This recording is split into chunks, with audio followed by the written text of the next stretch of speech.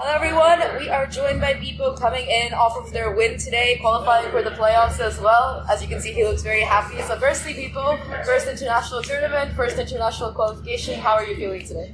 I mean, feeling amazing. I mean, we won 2 games, win playoffs, feels good. How does it feel to win like, a 10-2, 13-3 kind of game against Liquid? I mean, to be honest, it's a better feeling when you win closer matchups. I mean, winning so easily, whatever, doesn't really feel as nice, but it still feels nice. Win is a win. What is a win? Alright, so I wanted to learn a little bit more about you because, this is your first year in the VCT and everything, and I'm sure people want to learn about that. So tell us a little about yourself, how you got into esports. You always want to be an esports player? Yeah, I mean, basically, I've been playing video games since I was really young. I feel like since I've been in school, I had no idea what to do with my life. I was like, bro, I don't want to work at any job ever, So I was like, at a certain point, I'm like, bro, I have to make this work, So I made it work, and it's going well, yeah. Yeah, and you played a lot in Tier 2. I think you were part of Novo at some point, and you last year as well. You guys were playing for the Ascension run. So how has that transition been from playing in Tier 2 to Tier 1? Like, what are the biggest differences this year? One of the differences is better players, mechanically, and a bit of understanding of the game. I feel like Tier 2 is also getting really good, so it's not too big of a difference, Maybe they're just slower at doing things, but overall just a bit better players. Got it. And talking about the way the meta has kind of changed this year, you're seeing a lot of these teams pick up these double duelist comps. Sentinel is retired. You being, one of those dive duelists yourself, have you always played duelist? Did you play something else? Because I know you played like a variety of roles before. Was it difficult for you to adapt and make a change? Yeah, it wasn't difficult. I started off as a duelist, then I became a flex for a season of time. Then I came back into duelist in Tier 2. It took me a year to get used to it again fully. Last year I played really good as duelist, but I feel like now I'm still duelist, but it's a bit of a different role. Because last year I was solo duelist, I was like star player of the team. Now I'm kind of tied duelist, I just need to send it and make space. You just send it all the time. That's it. Just full send it. I mean, you were certainly doing that today. So, do you think do you ever feel bad? Like sometimes, your stats might not be good as other players on your team. It's a problem that all of the dive duelists seem to be facing in this meta. So, does it ever personally affect you, or does your team have your back? They're like, no problem, you just make space, it's okay. I definitely think about it. I've thought about it in the past also. But Martin is always there telling me, bro, don't worry about it. This is your job. It's hard to take kills on this role. I feel like you need to win as a team. This is my role, and this is what I have to do for the win. Yeah. But I also think I've not been playing. I can still do better. I still have to send it. But I still feel like I could get those key kills in the rounds. So I feel like there's still a lot of room for improvement. But it's my role. I just have to send it. I think talking about also this tournament yesterday, there was a bit of a fuck up. With the draws and stuff. So did that really affect you guys? How was the process for it? It just affected my happiness because I was really excited to play PRX.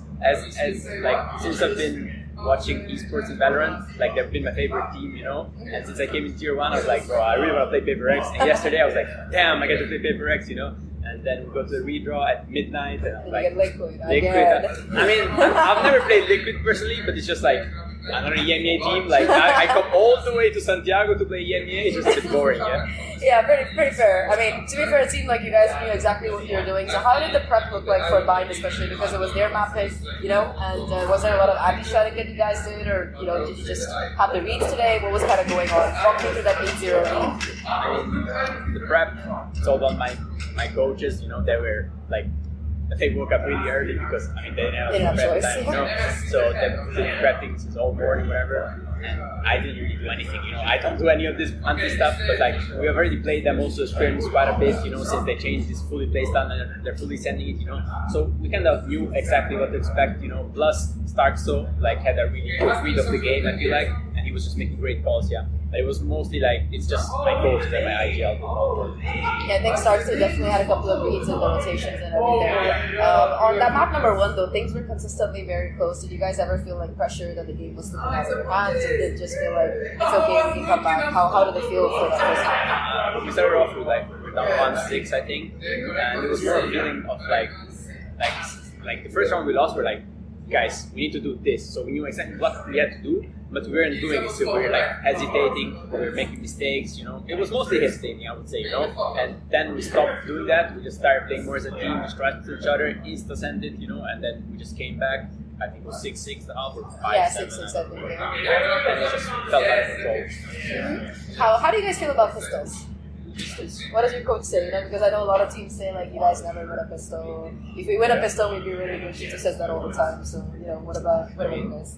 I feel like we're it's okay, like 50-50. Sometimes you win, sometimes you lose. It's more about the equals than the anti-equals. I feel like they're topic you don't want to touch, maybe, But pistols is fine. Like sometimes you just give Martin a carry kills 3, Sometimes you just send it as a team and just Martin go win, yeah. Yeah, also, your other duelist, Martin, he's been putting up some records in EMEA. Today he was playing out of his mind as well. So, how does it feel to be like that duelist duo that everyone's kind of scared about? It feels nice. I feel like whenever I will be able to like step up a bit more, like actually give my 100%, then people should really start worrying like a lot, and they will like not only think about Martin, they will think about us as a duo, and I feel like it will be more as like it will come more as a threat, because right now it's kind of the Martin show, which to be fair, he's the best player in the world. I've been saying it for so long. Whenever I was in tier 2 and Martin was in tier 1 already, I've always said, this guy is the best player in the world. How is he not putting up these numbers already? He's like always been kind of average.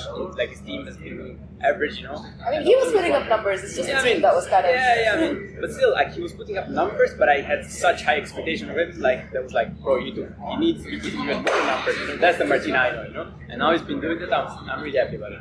Talking about you joining Gentlemates, how did that kind of happen? Like, tell me the story. Did they just call you like, people, we want you to play duelist today? Yeah, I mean, they were trialing. There was only me in the team. They reached out to me and I started trialing. I don't even know how many days of trial, but like they just told me they wanted me. I was in the team. Yeah. How does it feel to get some, have the support of an org like Gentlemates? You guys have an insane fan base. Yeah, I mean, it feels amazing to be honest. Like, Gentlemates is the best org it can be in Europe, I think. I saw the flight tickets. Yeah, I mean, business class. But that's our CEO. Like our CEO was like, "I'll get you business class tickets," and he did. So it was just really amazing. Plus the fans, like the amount of support we get before the game, after the game. Like even if you lose, you get so many messages. Like I can't even respond to all of them. Like Instagram, Twitter. I don't even use Instagram. People are messaging me so much. So like, it's just amazing support from the fans. Yeah, that's really nice to hear. And now that you managed to qualify for playoffs, first playoffs, well, you have a couple of days off. So you guys gonna go anywhere, do some touristic stuff, or you have to prepare? I mean, I'm not sure we will have a couple of days off, maybe one. I'm not sure, to be honest. I'll have to talk with my managers and coaches. But I mean, I personally just wanna chill and enjoy Santiago a bit. I don't wanna go far or like don't have any specific thing to do, but like I just wanna enjoy my time here. Yeah, I think it's a really nice place and people are super friendly. How was the LATAM crowd? They were super loud for you guys today. I feel like LATAM crowd is probably the best crowd you can have. Like maybe together with like the APAC crowd, like Tokyo and like Shanghai, these places will also Bangkok, be insane. Yeah, these places will have insane crowds, I feel like. But LATAM is up there with crowds, yeah. They definitely fire. And finally, now that you're made it to the playoffs, you've got the first seeds waiting for you. Any particular team that you guys want to face or rematch against? Apart from BBO. Don't say BBO, I know you're going to say BBO.